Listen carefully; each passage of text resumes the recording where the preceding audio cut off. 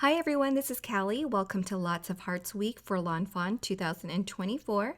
I'm excited to share today's card because it uses some older and newer products, and we're also going to be stenciling, die cutting, as well as Copic coloring for this card. So let's get started here with the newest product. We have the Heart Garden Stencil, and this is very easy to line up if you've never used it before. We have a mound at the bottom, which I am not using because we're going to be covering that up with die cutting anyway. But then we've got some foliage and hearts that go at the top, and they line up with some etching on the stencil. I don't know if you were able to see the etching of the stencil against the black cardstock, but it is there, and you really essentially just shift that stencil down and the hearts line up with the foliage perfectly. So I ink blended the foliage first with some freshly cut grass ink, and now I'm going over the center of each of the stems with Noble Fir ink, and that's going to add shading and intensify the center of the stems. Now I'm going to shift the stencil down, and I'm going to make sure that it lines up with the etching of the stems on the stencil, and I'll ink blend the hearts with some guava ink. I'm adding the color at the top left-hand corner of the flowers and blending lightly towards the bottom, so that'll give our hearts some shading as well. I think this heart garden is super cute on its own, but I'm using it to create a background today, so we're not using the typical clouds or ink blending blue for the sky. Now moving on to the die cuts that's going to add additional interest to this garden, I'm going to use the mushroom border die. This die set comes with a grassy hillside die as well as a mushroom hillside die, and it's got mushroom tops as well. For that grass die, I'm going to use some Spiffier Speckles patterned paper here for the grass, and I'm using this one here that's green with some green speckles, so I don't have to do any splattering of my own, which makes it super convenient to use. Then to give it some additional interest, I'm going to ink blend it with that freshly cut grass ink that I also used on the background to make sure that the colors coordinate a little bit better, and so we can get that nice gradient from the light to dark going into the stems of the heart garden in the background.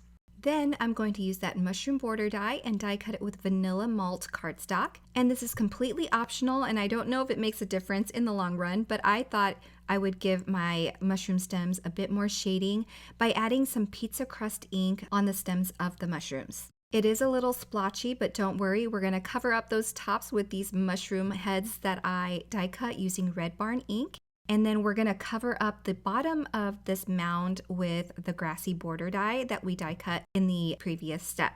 Once I've pieced all the mushroom heads on top of those mushroom stems, I'm going to go ahead and attach this to the background panel. I'm going to use an acrylic block to hold all those mushroom heads down and make sure that they secure themselves to the background. Then I'll add the final layer for the background, adding some liquid adhesive to that grassy border panel and attaching it over the mushroom panel.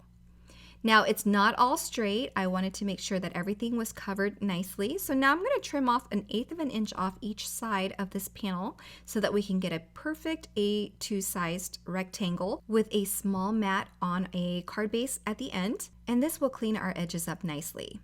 So now that our background is complete, I'm going to stamp some little gnomes for our scene. This is from the O Gnome set.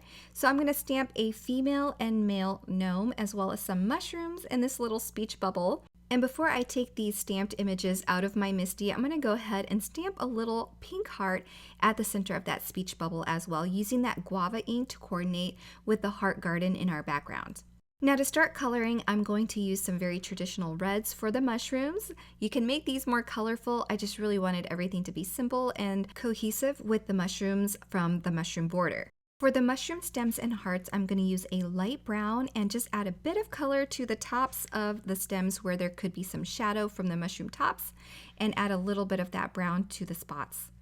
Now for the gnomes, I wanted to give them a little bit of a different color. I'm using some dark teals here to color their outfits and their hats. Since we already have lots of red on our card, I thought using some teal on these gnomes would be a little bit more fun than using the traditional red and blue colors. For the details on the boots, the male gnome's pants, and belt, I'm using some browns and grays. Then I'll finish up with their faces and add some pink for her little apron.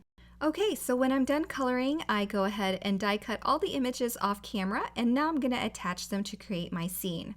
I'm going to add the speech bubble first at the center, and then I'll add my gnomes using some low profile 3D foam squares just over that speech bubble. Then for the three little mushrooms, I'm just going to add them to the sides of the gnomes and tucking them behind to finish them off. I'm pretty much done with my scene here, but I decided to use my Sakura Jelly Roll pen and add some white gel highlights all over the images. I'm adding them to the Copic images as well as the die cut images and the stenciled images. To finish my card, I just need to add a sentiment. So I'm using a two-part sentiment here and breaking them up, adding one segment at the top and one segment at the bottom, just to make it a little bit more balanced on my card since there's some white space at the top and some green space at the bottom. I've centered the sentiments and I'm going to stamp directly onto the cardstock there with some crisp black ink. And the last thing I need to do is to attach this to a card base. And that completes my card today for Lawn Fawn's Lots of Hearts Week. I hope you enjoyed this Gnome Hearts Garden card. Thank you so much for stopping by. If you're interested in any of the products that I use, be sure to check out the links below, as well as on the coordinating blog post where there will be more details for you. Thanks so much for stopping by and have a wonderful day, everyone. Bye.